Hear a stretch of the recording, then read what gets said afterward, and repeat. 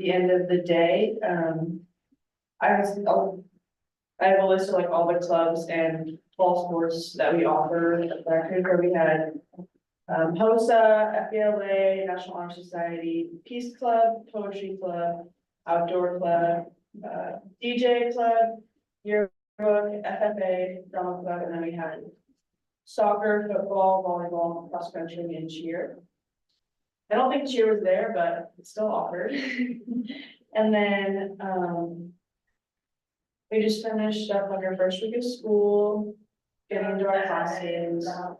Right now I'm taking Spanish 2, physics, leadership, and advanced U.S. history. Been doing like a lot of icebreakers and new stuff for all our classes, getting the syllabus and finally getting into actual work. It's been nice. It's like the first few days are just like dreadful. It's like, will we actually do something? But we're getting into it now, so it's better. We have a new phone policy at the high school. I don't really mind it. I think it's kind of nice, but a lot of the other kids aren't loving it, I don't think. But they'll be okay. And then we've got one coming next month. Looking forward to getting to watch some fall sports games, football, volleyball mostly. I don't really watch much other than that, but I try to stay involved with them. And then, yeah, excited for the year, excited for softball in the spring. And lastly, I had a few students ask me within the past like a few days about getting like toilet seat liners in the bathrooms, which is like the only thing that I have to bring today. I love it. Mainly, I think in like the bathrooms by the gyms, for things in there. Is what mainly I think, but that was a request that I had. I think that's all. Okay, you did awesome. Thank you you. for coming. We truly appreciate you coming and during this every month. Thank you, ladies. Yes. And you are welcome to stay, but you are also welcome to go at any time that you want. Okay. Okay. Next we have Miss Hunter and her Costa Rica trip. Hello, nice to see you all again, board members. Yeah, I had a great summer, mainly because it started off with a fantastic trip to Costa Rica with some students. So this was my 4th student trip, and I honestly think it was probably the best one so far. Each one gets a little bit better. We had a fantastic tour guide, but also the students were just an amazing group. So I have lots of fun things to share with you. So we left on June 25th on a red eye, and we were supposed to come back on July 4th. We ended up coming back July 5th. We'll talk about that at the end. Right. So a couple numbers associated with our tour. We had 12 students, 2 adults, 1 tour guide, 1 bus driver, went to 4 hotels. We had 2 city scavenger hunts during the tour. We went on 4 farm tours. We saw 3 different types of monkeys.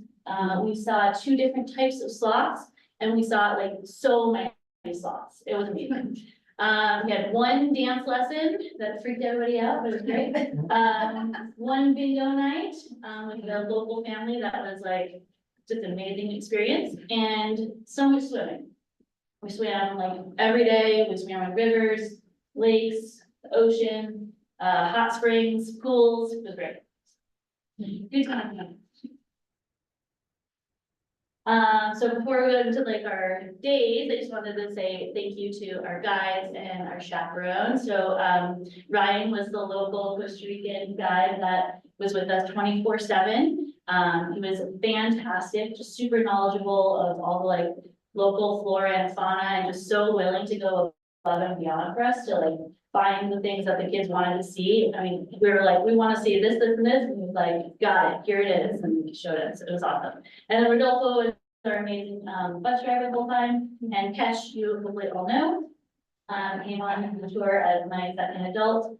Part of the reason she wanted to come as my chaperone was because she's going to be leading the trip to Italy this coming June, 2025, and she wanted to get some experience with the tour company and kind of see how the tours flow and how that goes. And so, we spent a lot of the time on the trip kind of talking about, like, talking through scenarios and just kind of, getting her prepared for her own trip. So, it was a good exchange. And in exchange, I get to be her chaperone to Italy, so. Fantastic. So we started the tour in kind of the northwest corner of Costa Rica in Guanacaste, the area, the region of Guanacaste and the city of Liberia. Some highlights from that area, we saw howler monkeys on the very first afternoon, straight off the plane, so that was really cool. The next day, we had a tour of the farm that we were staying on, so they showed us how they kind of managed to have all these tourists come, but like stay sustainable. So some kids got to milk some cows and we learned how they change all of the, waste of a farm into fresh, clean water for like the plants and things like that. So it was very interesting. We made some empanadas and got to eat those later. That evening, we went to the hot springs, got to relax, it was really cool.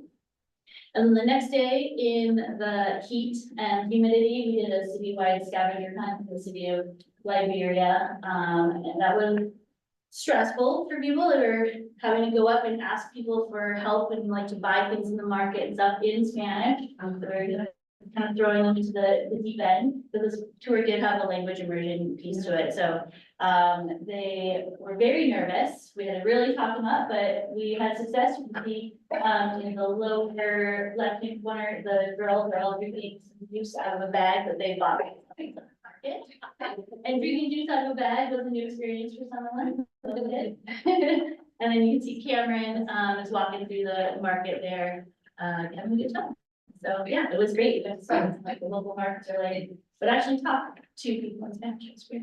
Nice. From there, we went to a little farther inland to the Arenal region in the city of La Fortuna.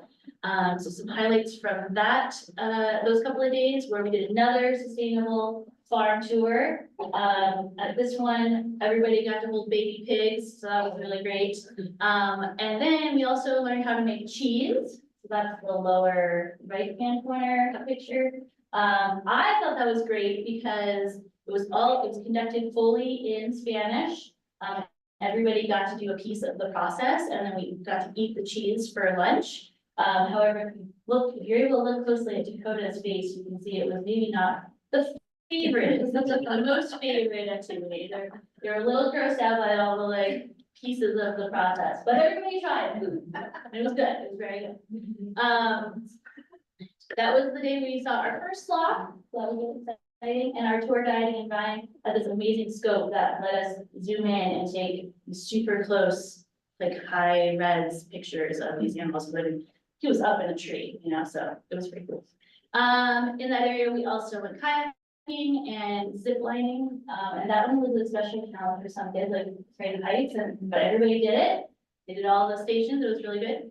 And then we did our second city scavenger hunt, where we had to go buy like produce, like these plantains, things like that, in the local markets again. And the second one was so much better than the first. It was awesome. They were they were a little bit more ready to speak Spanish with a little bit less encouragement. And they kind of knew what to say and do and stuff. It was really cool. And then our last area we went to was Sarpiki and the city of Sarchi. So in Sarpiki, our highlight was the dance lesson. So we learned from this amazing local dancer. She actually taught us a variety of different types of dances, not just salsa. And everybody was like super nervous about that. All day long, they were like, oh my God, I can't believe to dance. But then it turned out to be like the best event of the trip, I think. So everyone had a good time. We also went on a fruit farm tour that had all variety of tropical fruits, so we had to try a lot of new things. We went whitewater rafting, which was also a highlight of the trip. Bingo night is the top right picture. So a local family in Sarpiki has been hosting tour groups like this for, I think she said 18 years. They had us, come and eat dinner with them and meet their whole family. It was really cool because that family has a bunch of twins in it, and we also had, Dakota and Taylor with us, so that was kind of cool, and we all learned the word for twins in Spanish. And then we got to play bingo, and we won these little candy bars called Yippies that everybody loves, so. We went on a pineapple farm tour and ate so much pineapple. And then ended our time in Sarchi doing, an artisan painting class, so we have to paint kind of a design that's, very traditional design from that area. And then on our way back, we had a flight delay, which meant we spent the 4th of July in Miami and not in Creswell, like most had planned. So there were some emotions about that we could work through. But in the end, I think it was a really good learning experience, actually, that like, travel, it doesn't always go how you plan. And you gotta just try to make the best of it. So we ended up, half the group went to go see a Marlins Red Sox game, in Miami, and the other half went to Miami Beach. And someone got to swim in the ocean for the first time ever, so that was cool. They were hurting on that. No, they were fine. The flight, they were great. My heart hurts. Right, and like, you can be in Creswell Report anytime. Yeah, so that was our trip. It was fantastic, and I'm really looking forward to Peru in 2026. So thank you so much for your, letting me come and show you again. It was great. And I always appreciate your continued support of these trips. Thank you. And this is one of our favorite things for every other year. Very excited to hear it. We appreciate you coming to show us the pictures. Anytime. Very much. And can we do like a board trip to Peru? Can we do I would just an adult trip to Peru, yeah. We'll be probably a lot more work than they are. 'Cause we don't speak much. You will by the end, because it's a language immersion. Okay, fair. Oh, thank you so much. And next up is Mr. Stanford. Good evening, everyone.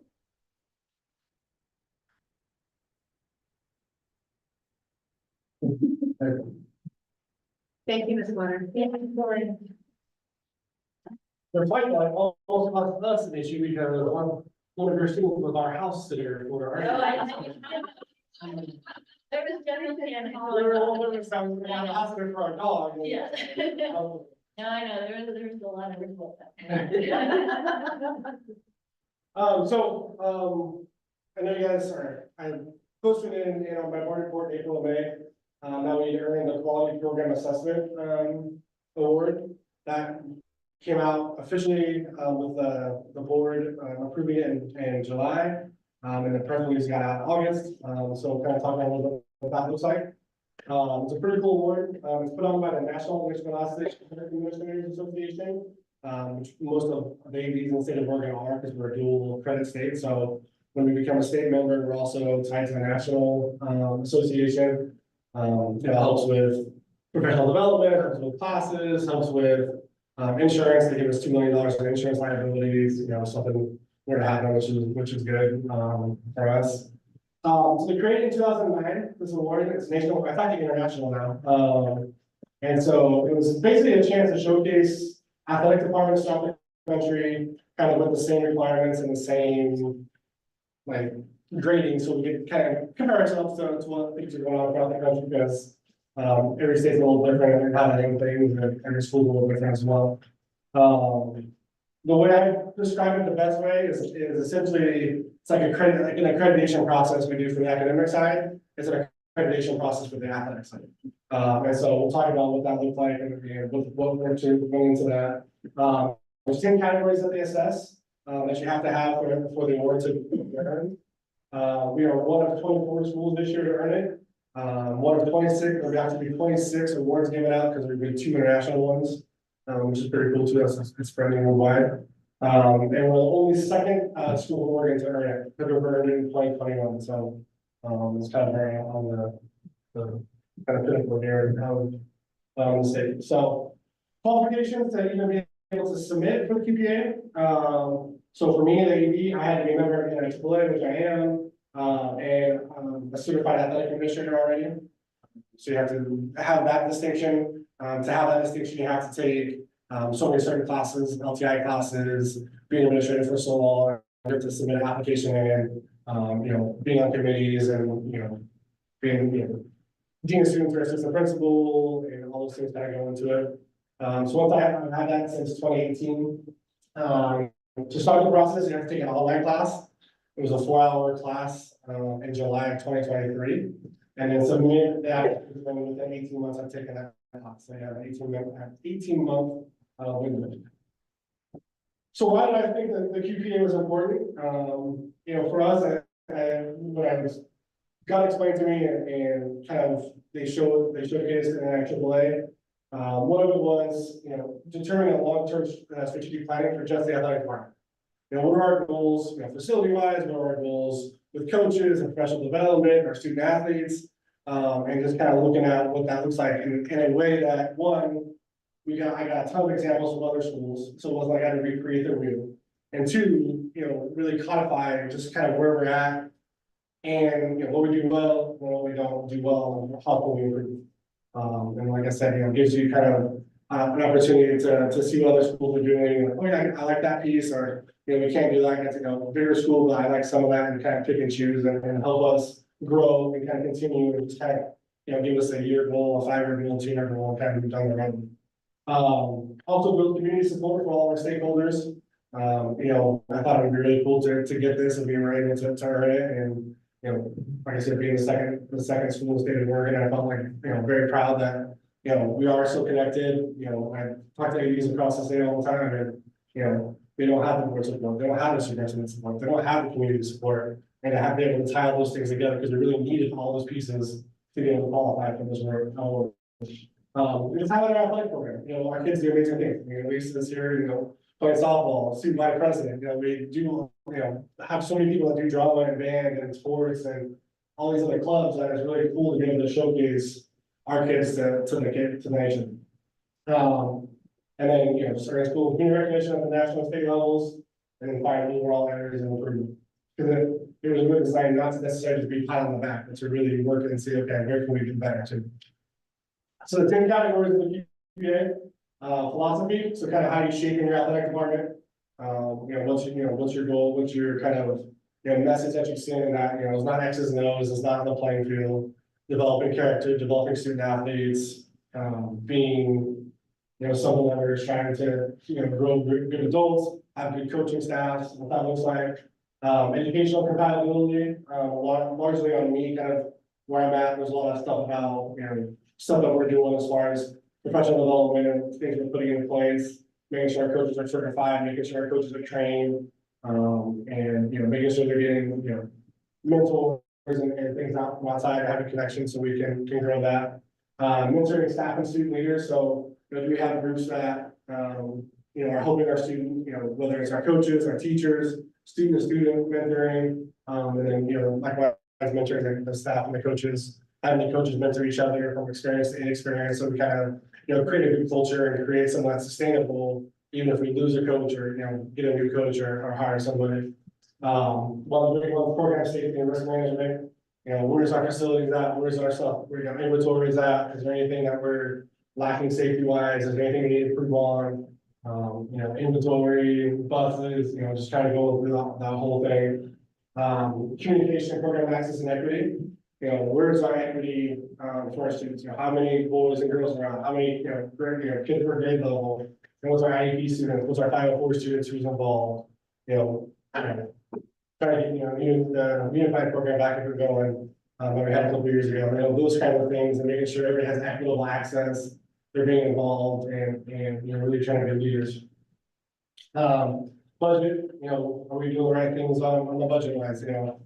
Checking in, our revenue, checking our booster club connections, making sure, super transparent. Where's the budget coming from? The general fund and making sure we're complying with Title IX and, different sports are getting the same access and the same money and the same opportunity. Personal program assessment, so, coaching evaluations and what we're looking at there, and how we're doing that. Technology, from our, Facebook and Twitter posts to what we're doing for registration and those kinds of things. The big one was sports medicine, so this one wouldn't have been possible a couple years ago because there was a whole category of what, the athletic trainer does. And access to athletic trainer, like, we have a physical therapist that comes in on Mondays. Access to physicians, other people on, football field, for injuries and things like that, so it was a big one that we wouldn't have been able to do a few years ago until we had Jennifer, walking around, so that was super cool. And then innovation and creative leadership strategies, kind of where we're headed, and, the strategic planning process. So the process itself, like I said, started with the class in 2023, and we submitted for approval in April 2024. I had initial class, I met with, the committee on the training about how to actually submit the form, it's all online, which was super nice. Then we actually get assigned a mentor, so my mentor was from Wisconsin, she passed her PPA in 2023. So she was helping me guide, and I submit a document, and like, oh no, we need a little more information, or we need a little more specificity, or go back and forth, and or she's like, yeah, great, like submit it, or give me copies of documents if I didn't have some that I needed to have. You got to earn at least 80% on each of the 10 categories. You can submit one category at a time, it didn't have to be in order. I was trying to go in order, and then that became kind of reasonable, because I had some stuff, oh, that's a really good hitter, so I just started submitting it and kind of keeping track as I go, because you can kind of you could submit it and see, like, give yourself a kind of guesstimates for, that way you can kind of see like a placeholder where you were, and then you can go back and improve if you needed to, so that made it a little bit easier. Not my plan originally, but it actually worked out better. And then there's, documents you can submit, it's blind scored by 2 different people that I never met, never knew, never had a name for. And they would say, yeah, this one didn't work, this one didn't count, or this one wasn't high enough, go back and redo it, or I need to see this, or what have you. So it wasn't like, I had to submit everything at once, and at the school, like it was a working document that I could go back and forth. So I started with the areas that were strongest, that I know we had documentation already that I had saved. So the areas that I thought we were strongest to start with was the philosophy, the compatibility, and technology. The categories that took the most development were program equity, just in the sense that some of those things are really hard to report, and I kind of really dive into, timeline and did some of that stuff, and I wanted, who our timeline coordinator was, and some of the documents that are board policy that you had to kind of read through. And of course, medicine one was just so new, and we didn't have a lot of, past documentation because we hadn't had the trainer here. And the mentoring piece, largely because we're just a small school, like we don't have 50 coaches that, we divvy out. We have, our coaches that, we all know and that, have a relationship with many of them from the district. So, the mentoring piece, coach to coach is something that we're still growing. So, like I said, PA scoring 80% of the categories. I'll show you some examples a little bit. 251 documents were collected, 203 documents were used. You have to use the same document multiple times, which was nice. So it could actually fit, multiple categories. When it was all said and done, it was 96.6%. Yeah, that's pretty cool. Actually, it should have been higher, but I submitted it wrong. I hadn't really ready to submit the last category yet, and they got me a call and said, congratulations, you're approved. And I said, well, I wasn't done yet. He's like, try to go a little bit higher. I'll show you some examples of the documents that we had to submit. So this is probably one of the biggest ones. That took the longest. So our emergency action plan, documentation. So if there was ever an emergency, they essentially want one for each field that you participate on. So we have one for baseball, softball, football, contacts, where the AEDs are at, kind of a script, what people should do. And it's a big binder, and then, we'll give the coaches out their individual sport binders, so they have that, along with, going through like, here each team will put their name on. Football just went through and did this, last week, where they actually go through and practice a scenario where they're, calling ambulance, or who's getting AED, who's, directing traffic, and, Jennifer's taking the point of that one this year, so we can go through and make sure that you just know where everything is at. One of the cool things that, happened with this process is we got another, portable AED donated last spring. So we're mandating that if we're going over the Cascades, the bus has an AED on the bus. So that's pretty cool, kind of a medical desert, This is new, but, this year, but, this, yeah, action plan. yeah. Yeah, we've been trying to roll it out like a little bit at a time. But like I said, with this award and being able to document this and have it more codified, Yeah. like we're rolling it out like way more enforced, so we have, yeah, that plan. Get it. It's also, it's a big push for the state, like the state to just make sure, because we, they've had instances where people, students have died, or, we've had, different incidents, and so like, yeah, you have like, they wanted like specific, scenarios, like a power outage, like what happens in a power outage, like, and, that's one of the ones where I didn't necessarily create this whole document, I documented a couple documents that people had and took the best parts of it, so that people can say, okay, like, one of our EAs is doing supervision, has this, they can, help out too, so. So we're working with that, it'll take a little bit to roll out completely, be comfortable, at least we have it, ready to go. So some other things, this is just a kind of rough strategic planning, document. Takes a lot of the bond stuff in at the time, where we're at with the bond and, kind of where we're going and some, dreaming stuff, on my head when you go. So you wanted to kind of see what was, really short term, midterm, long term, who was involved, where was the funding gonna come from, was the funding, luckily like for us, like, a lot was bond oriented, so, it was kind of a little easier for us, like in the city to be able to use bundle. This is one that this is our master transportation. Our master transportation spreadsheet, so this is what Sarah and I share, so we know which buses are going out at the times. This is part of the communication piece and transportation piece. So who's home, who's away, so all of our secretaries have that. This is a really good document that we're starting to implement more and more too. Talking about parent athlete coach communication expectations. So like, what's the chain of command, where can you get messaging from? How do you handle a situation where, you feel like your son dollars from playing more, or you have an issue with a coach, and like, just kind of what that looks like. And what we really want to see to have the most success. Things that are appropriate to talk about, things that are inappropriate, talk about other student athletes, team strategy or play calling, like stuff like that, where we're trying to coach and kind of take that off. So it's a newer document that we're working with. One of the cool things that I love about this project was we got to do some really cool things. I appreciate the students for letting me take their pictures all the time, but this was, we hosted a league leadership summit last year. And the people you see talking, there's some yearbook athletes that got to come and share their experiences.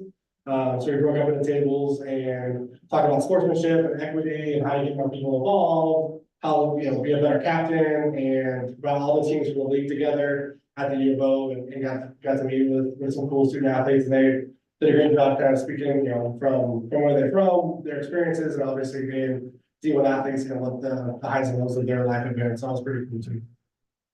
That is so awesome that you hosted that. For some reason, I missed that you did that. But helping me able to develop the student, like the athlete leader, that's Yeah. fantastic. Yeah, which as a league, we're trying to do like more like, I call it a captain council for us this year, not our last year. Some other schools call it something different, but like we can kind of all all together, so like, just feel like we all play, multiple sports, they kind of get to know each other and, kind of give them some voice and, trying to, so it's fine. Like I said, last year was the first one, obviously as anything in the first year, is, some strength and weaknesses on the rollout, so we're gonna try and do it again this year. One of the biggest ones was that we had it planned, and then the ice storm hit, it was right in the middle of the ice storm we were gonna do it, and so by the time we redid it, like, it was, kind of into the spring, so we were into the winter season, so it was kind of tough to like really implement, like, kind of some of the stuff we wanted to do, but we're gonna try and hopefully do this at somewhat scale and year basis, so we can get the league together and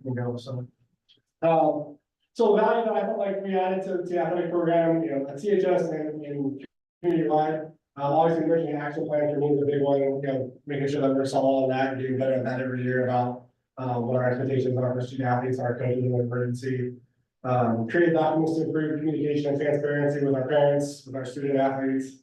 And I mean, showcase the good work that I coach with do, like, I feel like, I'm pretty lucky that, I have coaching staff that I do to work with and that are for our student athletes. And, showcase my student athletes doing everything, because I feel, they do a great job, day in, day out. We'll keep our pride in the school community with this award, like I said, create long-term strategies. So where is this gonna come from? There's an article in Chronicle in August about the award. We will be receiving our actual plaque at the National 80 Conference in Austin in December. In front of everybody, special ceremony, which will be super cool.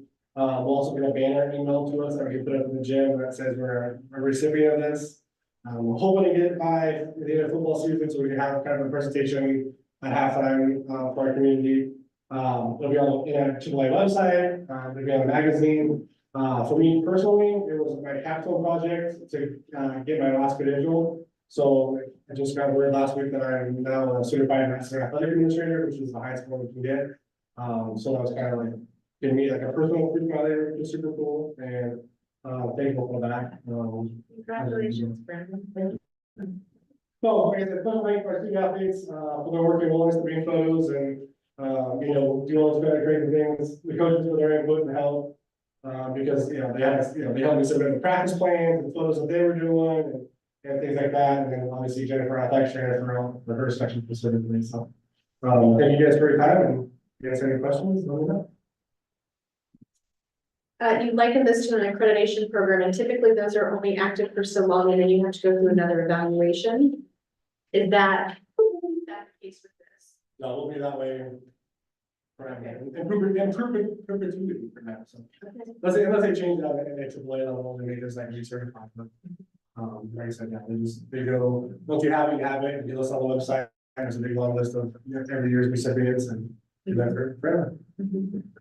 With the emergency management planning that you did, do you share those documents with like our local sheriff and EMS folks? So they have the maps in, they know We're what working to with, expect? we started that conversation with Southland Fire, a couple weeks ago, to try and have that. We haven't had a ton of relationship. Apparently there was a previous principal that kind of burned a bridge there, so we're trying to repair that a little bit. So we did talk to them, last week and, working towards that, but, yeah, so that's part of the work in progress, and like I said, making sure, once we get, this kind of going for all of our seasons, coaches kind of get used to it, I'll get a good rhythm of it, and like I said, it'll need updating every so often, but we're excited about, just having it ready to go, and kind of a package plan once the, coach will get a new coach, and whatever, it's like, here's your, what happens, and, train our students too, because it's nice, with this first medicine program, some of our kids are already getting first aid CPR certified, so we can, kind of build off that as well too, and now they can help out, because, especially if the coach goes down to practice, and maybe a student athlete that, that's like give them the most help, so. There was a couple mentions of a strategic plan, a long-term strategic plan for facilities in the department. Is that something we have? Yeah, I have I'm not gonna share it, one of the ones that we did, it was just kind of grid. Okay. Like I said, a lot of it was just piggybacking off the turf stuff and the turf fields. Gotcha. Looking at kind of where we are, conversations that Mike and I had, locker rooms and dressing rooms and stuff like that. I did add a few things that like, kind of a wish list for me, but, something that kind of said, like I said, more of just, where I know we're going the next couple of years, and then, like, we finish the floor and stuff. Across the facilities. Yeah. Gotcha. Okay.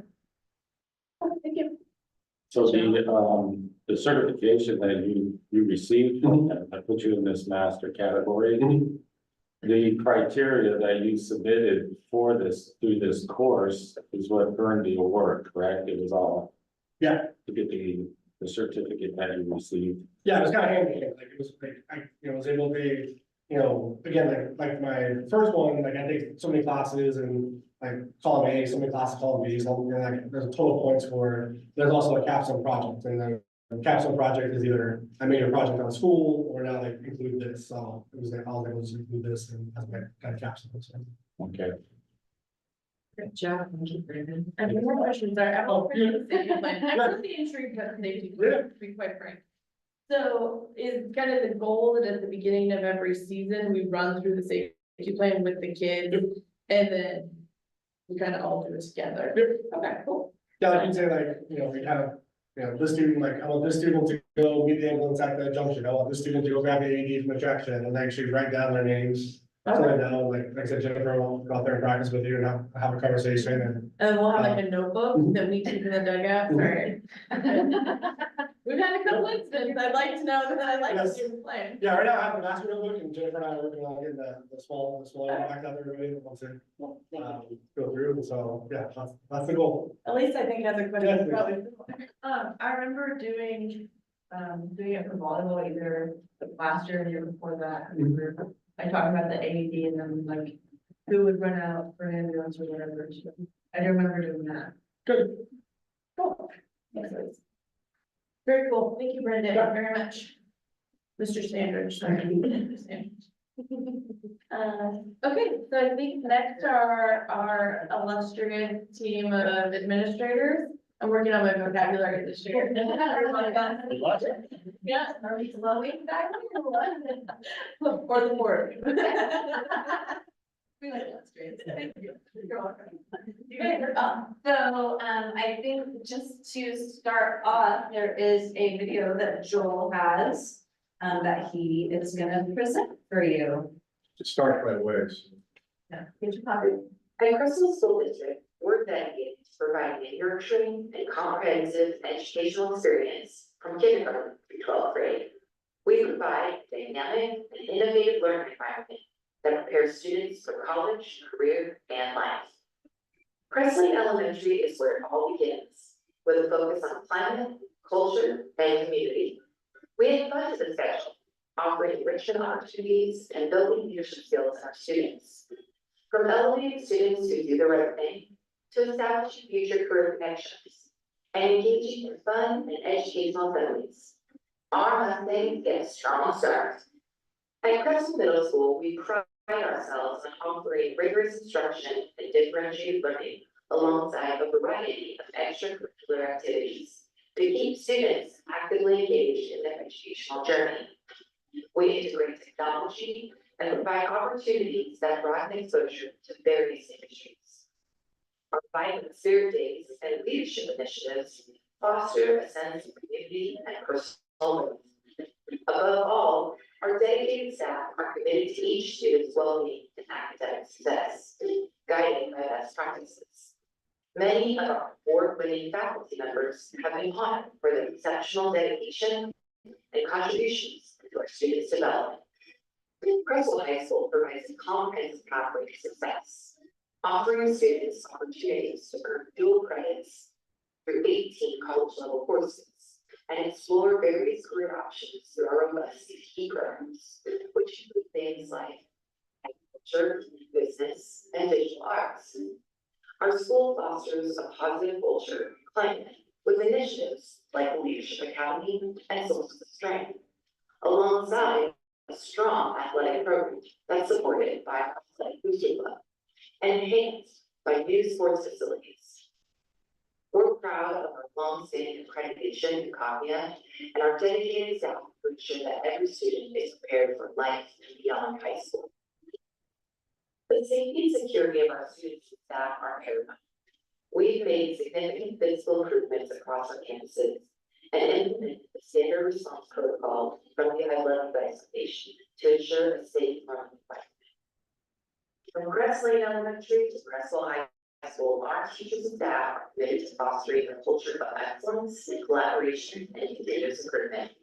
We also support student success by providing nutritious, tasty meals. And for the 24-25 school year, all students receive free breakfast and lunch to help them thrive academically and beyond. Our strong partnerships with families and the community are at the heart of what we do. From dedicated classroom volunteers to PTO, to boosters, to our IRC volunteers, and our family resource center. Together, we create a supportive environment where every student can thrive. As we look to the future, Creswell School District continues to innovate with a focus on online instruction, enhancing safety, and preparing our students for success in every changing world. Join us at Creswell School District, where we're committed to providing an exceptional educational experience for every student from kindergarten through 12th grade. Visit our website, to learn more. I love it. I guess I'll stay up. We're kind of sitting in the back here. But we came and presented to you all last spring and wanted to just continue to be able to share with you and also our community at large, just all of the meeting. We want to get out in front of that communication, and so we worked with Bethany and sort of a little bit of a project. We're hoping to create more specific videos maybe for our individual buildings and on different programs, just to kind of continue to educate the community on all the things that we have to offer in our schools. We have a lot for small district, we have so much. I mean, I have children in a large district and they get like nothing, our kids get, so we definitely want to continue to put out the good ones. So thank you for letting me share with you our video, and it was sort of inspired by the idea that my assistant principal, Sarah Martin, does these fabulous tours of our school. And so the idea is just to be able to kind of help people see all the different pieces. And yeah, do you guys have any questions for us about that? Some of the pictures make me a little emotional, so it was very good. I love seeing the teachers and the kids, that's what it's about, so, yeah, good job. Big shout out to Bethany. She obviously, this is like something that she was excited to be able to put together for us and kind of help with their content, but obviously that was her beautiful voice and she put together the video. So Yeah, she should have later. Yes. thank you guys very much. And with that, Mr. Johnson, we're moving to it. Okay. Any questions on, my activities, for the month of August? There, highlights, seismic and, bond projects are on schedule. In fact, last night before the rain just dropped out of the sky today, they finished the roof on the entire gym building. So, yeah, finished it up last night. They knew for a week that, it was gonna get wet this week, so, they kind of stepped it up that.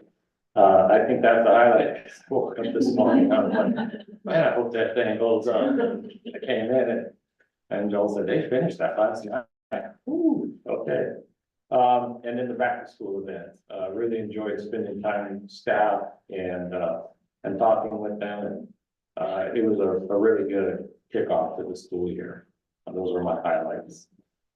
And then the bond updates in green are the current ones since last month. And even some changes for updates since then. Well, no, I did update it the day before yesterday, so it's current.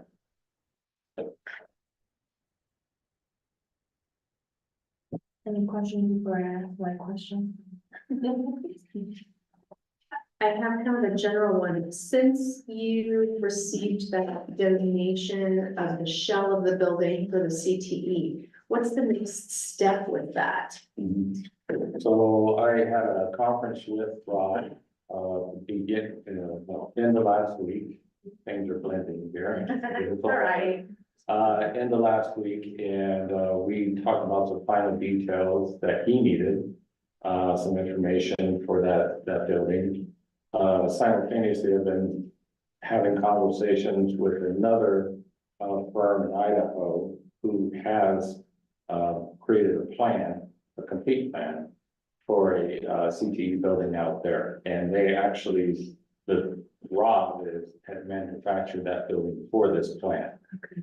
And so when they have a modified plan for a building our size, then Rob and I are going to get together and look at the benefits of what we have in our layout, what they have in that layout, and how we can create the best plan out of the two. Okay.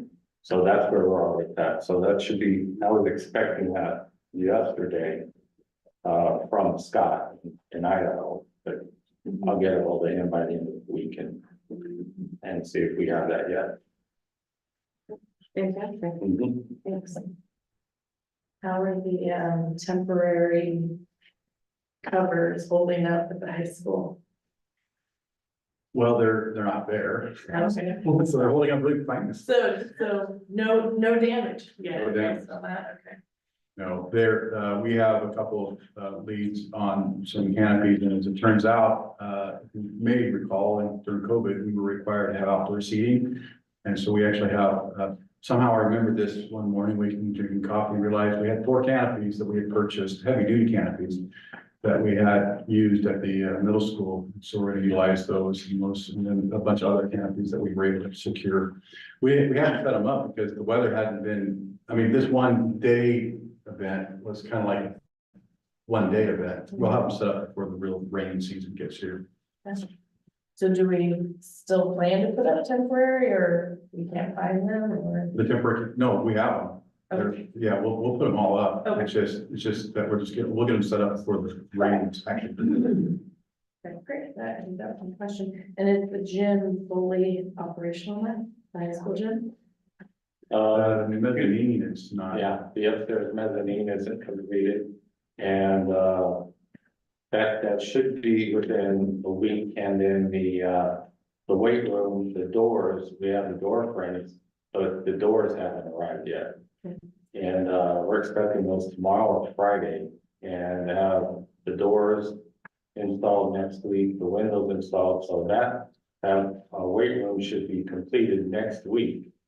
The mezzanine is a week out from that, so we have 2 weeks, for the mezzanine up there, to be finished, and then the bleachers come in, the new Oh. bleachers for the, west end of the gym. North end. North, The one end of the gym, which is. there, some, on one side of that building. Yeah. I would add to though, that while the weight room, we're waiting for the doors, there are doors up and students are able to use that space, the weights are back in it, so. Okay, So it's not a building, that we're just waiting for the pretty doors. okay, cool, so the gym's open, locker rooms are open, Yeah, it's all ways to all, put back together. yeah, it's all accessible for use. The only thing that's not accessible for use is the mezzanine upstairs. Great, thank you very much. Sarah, did I miss something? Okay, thank you, sir. I think next is, do we have any public comments tonight? Okay. We have no unfinished business, so we're gonna move to new business. And we have an action item to approve the superintendent evaluation time. I move to approve the timeline as in our book. Second that. Any discussion before we vote? I think it looks great, similar to what we've done in the past. Yeah, I couldn't remember if we talked about this last year or not. And am I just not reading it? 'Cause I feel like I've done that before. Are we doing any feedback from direct reports? We did that last year. We did that last year. Yes, we did. Bullet number 3. Thank you. I knew I couldn't see it, so I was like, I'll just ask today. Okay. Anything other than my question?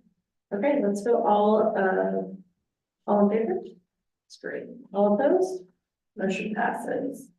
Next action is to approve the superintendent board working agreement. I move to approve the board superintendent working agreement for 2024. Second. Any discussion on this? Mike, how's it working from your standpoint? I think with the revisions that we made last year, it's smooth. Much smoother than it was prior to that, those and enhanced the agreement, and, good, works for me. It's been working for me too. No complaint. Okay, all in favor? All opposed? Motion passes. Okay, next is an action item to approve the collective, to approve the girls swimming collective.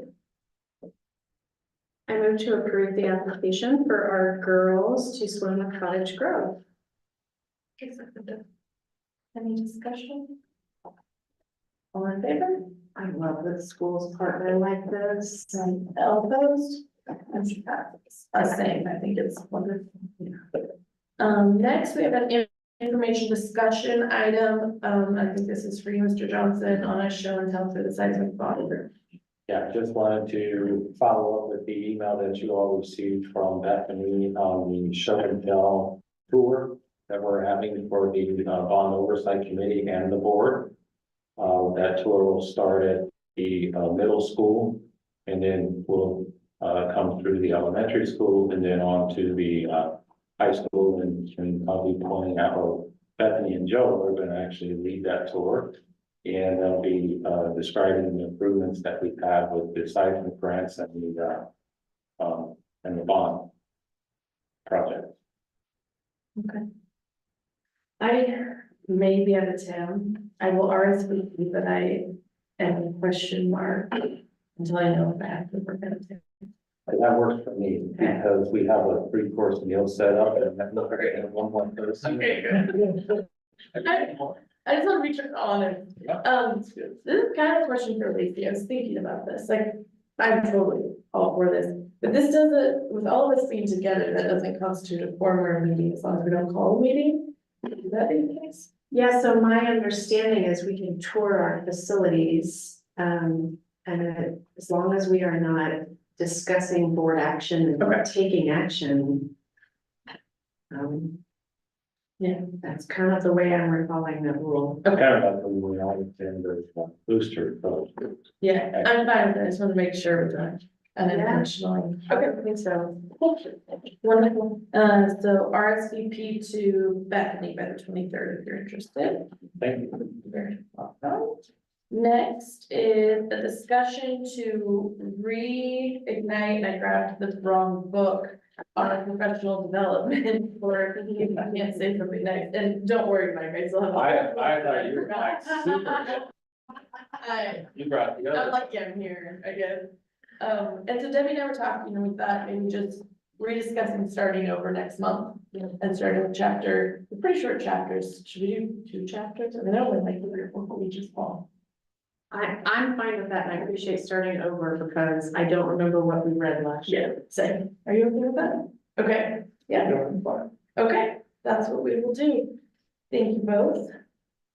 So the first, what, 2 I chapters, think the first 2, I mean, typically at least 2 or 3 or something. yeah, they're teeny tiny chapters.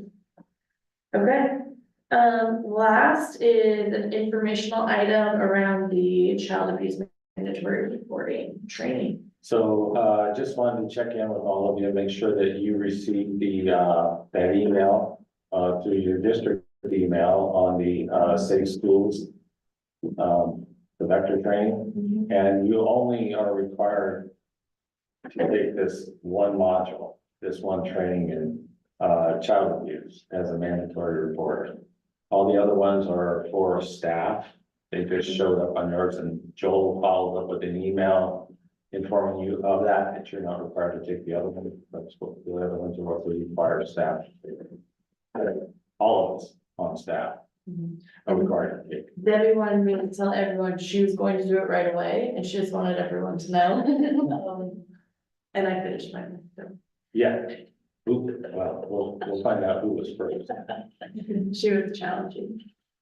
Okay, thank you very much, and thank you, Joel. That email actually didn't go to junk mail. My first one did. I don't know if anyone else's did, but the second one did not. Oh, good. I also figured out how to have it show up as exempt all the other courses. Cool. So you, as far as reporting, it won't show that you have these other No. courses needed. They're officially non-exempt. Okay, great. Thank you very much, both of you.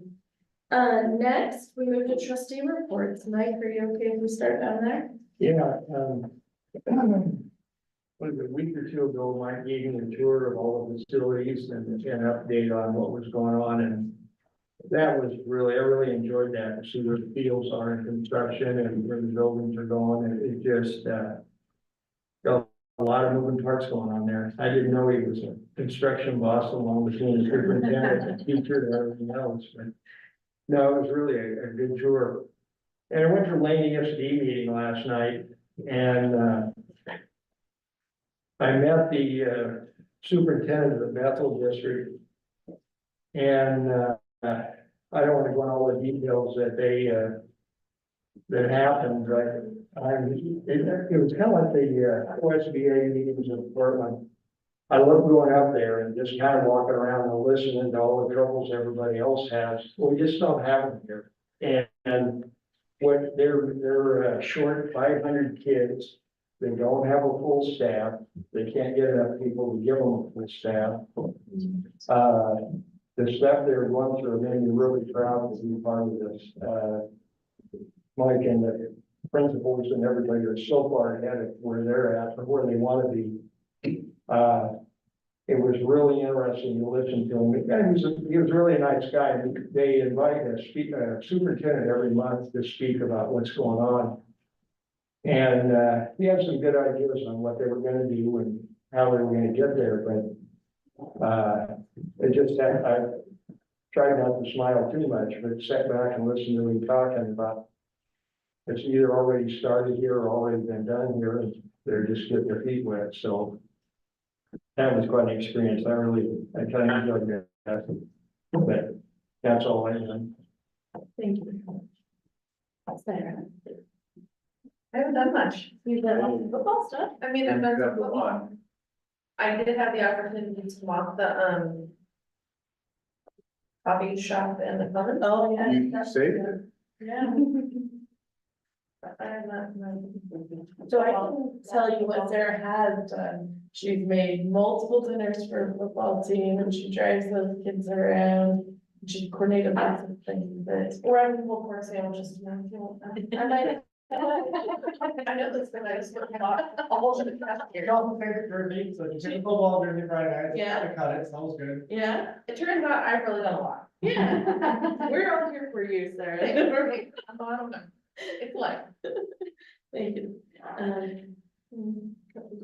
Yeah, so last month for our board evaluation, one of the areas that we thought we would focus on is advocacy. So I made some phone calls this month, and of course, the legislature, there's no blueprint on what's happening, it's too early. However, people have some spidey senses on maybe what could be picked up. And clearly, funding is going to be in a large part of whatever happens. And there was a bill that was getting through the legislature last year, but it kind of died at the last part, but there's still a lot of energy behind it.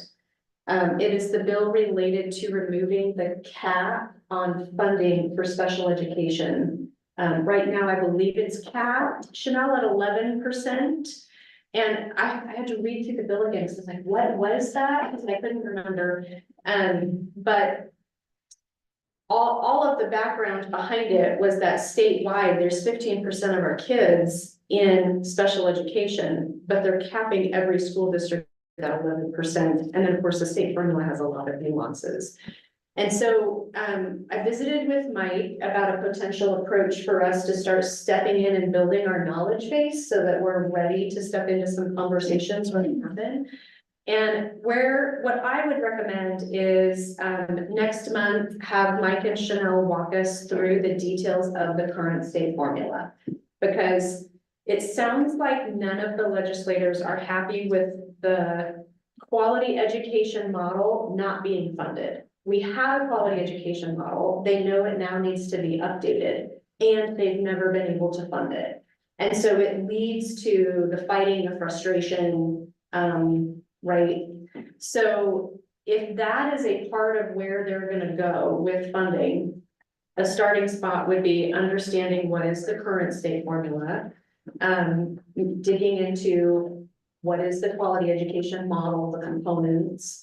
And then a next step would be to understand if this is our current funding and we have a strategic plan from our community that says this is where we want to go academically, what is the cost of that and what's the gap, right? Because we're going to be taking all of our talking points from this is what Creswell wants us to do. Here's our strategic plan. This is what our community has asked for, and we need this much more to get it done. Right, and then we'll have that so that if there's quality education model conversations, we can compare where our strategic plan is with that, right? So I'm thinking just building our knowledge based on some of the components that we have will help us spread the learning out so that it's not crash course time before the legislature starts. And we're positioned to go wherever OSBA and COSA and we decide we want to go as a district. So if that sounds okay to start stepping into some of that, I'll talk with my, like details and agenda items for next time. Yeah, I think that's great. Okay, I think it's great. okay, sweet.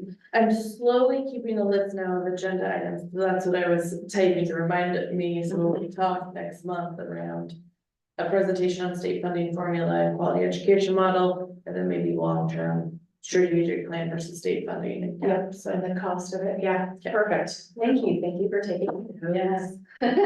So can I make a couple of comments? Of course, please. One is that, as we prepare to go into this next, the next discussion with the legislature and the lobbying that's going to be happening.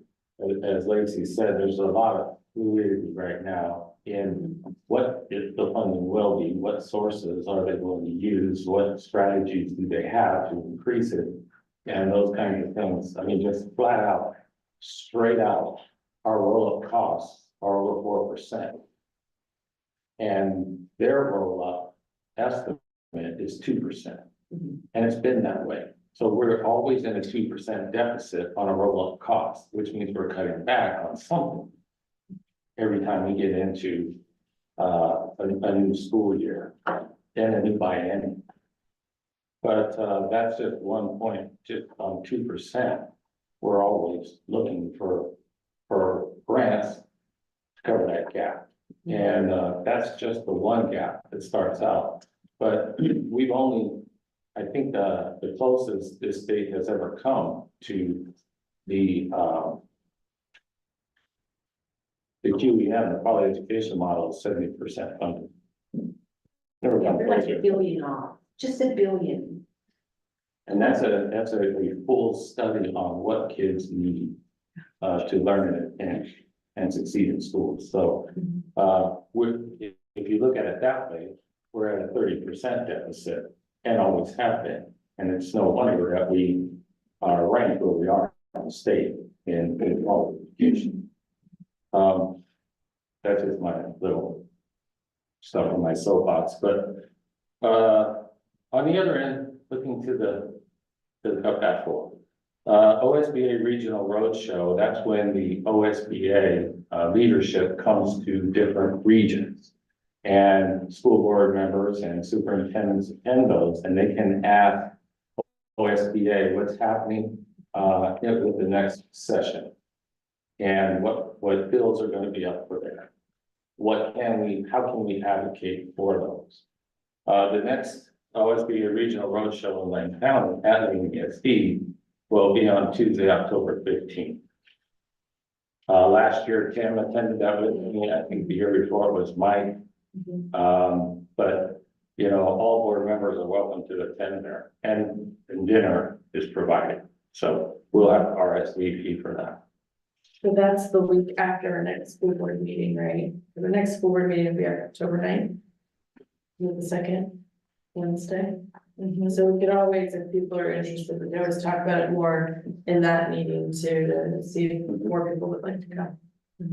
Just a heads up that that's coming. And then the OSBA convention, when we attend that convention in November, we're going to get a lot more information on the things that are happening between the legislature and the agencies, OSBA, COSA, and the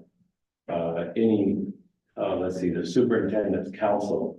All those agencies are going to be talking about what we need and how we can get there. And in that convention, you'll hear a lot about the strategies and the needs that we have and how those can be addressed. So those are just a couple of things that are on the horizon down these lines of advocacy. We've also talked to Tony about hosting a legislative representative session here in Lane County for all the districts in Lane County. And so he's going to be talking with the leadership at OSBA and the leadership at COSA and trying to get more leverage to get participation level of our representatives to a higher level. if he is able to bring our House and Senate down, at least our representatives, I remember Creswell was split in half, so we have 4, not just 2. We want to make sure we have good talking points, because if we have them listening to Lane County, I remember Creswell's voice to be quite loud at that. So November, December, give us time to build our story. We allow our story. Okay, thank you. Thank you very much. Yeah, what a great update. Yeah. Mine's gonna be lackluster following all of that hard work that she's done. I think mine is less food than Sarah's at football, but I've made a lot of play cards in the last couple months. And we've had our leadership meeting and we're working on the policy meeting. Policy, yes. We are working to schedule a policy. Okay, and I think it's me and Marion. And Blake, yeah. We have a new person to the party. Yeah, I'm very excited, old and new. Old and new. It's just as fun. I'm happy to return. Yeah. Oh, Sarah, will you get them for me? So I. Just kidding. Okay, so with that, we are to our last item. Is there just a reminder, if there's any requests for future agenda items, you can always ask in this meeting, or you can email Debbie, and we will work on getting them on the agenda. So if there's topics we've missed on these, please let us know. And with that, we are ready to adjourn.